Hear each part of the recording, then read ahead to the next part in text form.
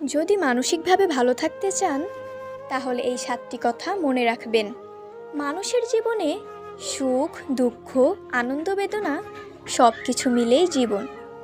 কিন্তু প্রতিদিনের চাপ, ব্যস্ততা, মানুষজনের আচরণ আর নিজের ভেতরের দ্বন্দ্বের কারণে অনেক সময় আমরা মানসিকভাবে ক্লান্ত হয়ে পড়ি।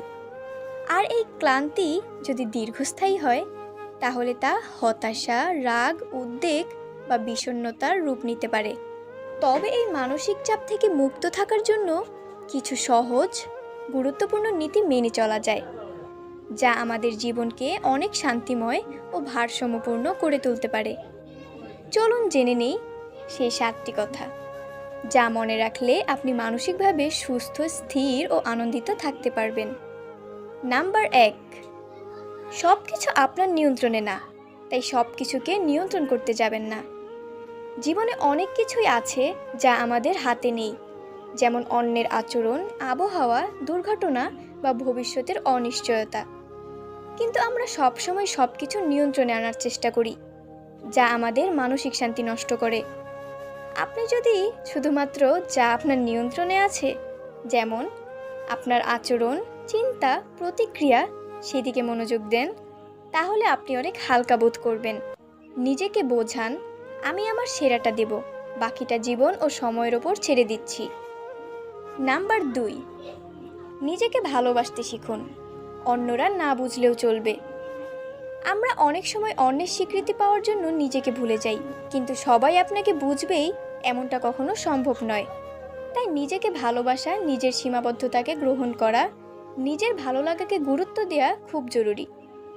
আপনি নিজের কাছে যদি ভালো থাকেন তাহলে বাইরের নেতিবাচকতা আপনাকে সহজে নাড়া দিতে পারবে না।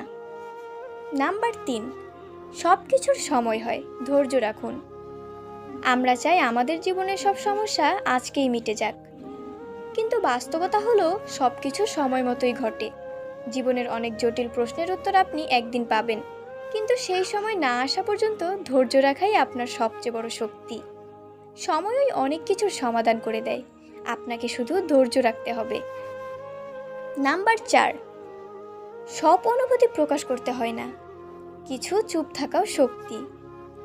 সব সময় আমাদের যেটা মনে হয় সেটা বলে ফেলাই ভালো, এমনটা ভাবা ভুল। কখনো কখনো চুপ থাকাই শ্রেয়। কিছু কথা বলা মানে নিজের মানসিক শান্তি হারানো, বিশেষ করে যদি অন্য পক্ষ শুনতে না চায়, বুঝতে না চায়, তখন নিজের শান্তির জন্য চুপ থাকা দরকার।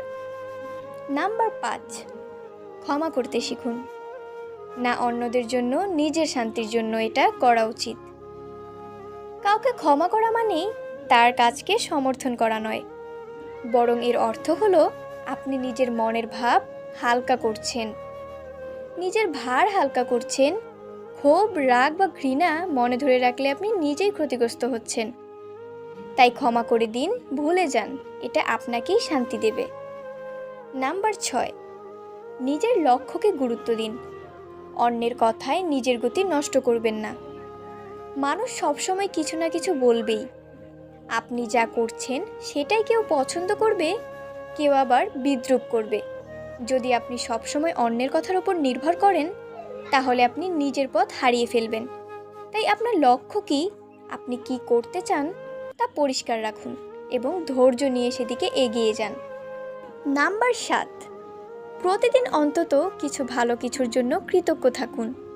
জীবনে অনেক কষ্ট থাকলেও প্রতিদিন ছোট ছোট সুখের মুহূর্ত আসে। সেই সুন্দর বিকেলের আলো, চায়ের কাপ, প্রিয় কারো হাসি কিংবা নিজের অর্জনের ছোট্ট একটা ধাপ। এই ছোট আনন্দগুলো ধরে রাখা মানেই কৃতজ্ঞ থাকা। কৃতজ্ঞ মানুষরা বেশি শান্তিতে থাকে, কারণ তারা যা আছে তার মূল্য বোঝে।